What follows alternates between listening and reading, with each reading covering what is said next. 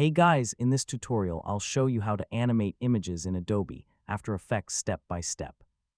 So if you want to create smooth motion graphics, photo animations, or cinematic slideshow effects, yeah, this guide will help you get started even if you're pretty new to After Effects. First, open After Effects and create a new project. Then import the images you want to animate by dragging them into the project panel. Next, create a new composition with your preferred resolution and frame rate. For most social media videos, 1080 by 1920 works really well. Now drag your images into the timeline and arrange them in the order you want.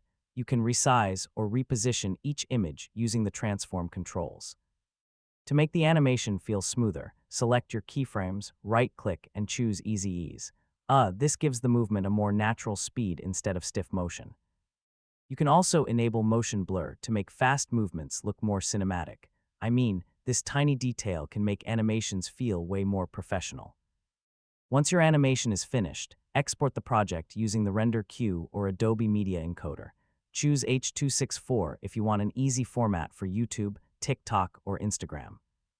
And yeah, that's basically how to animate images in After Effects from start to finish.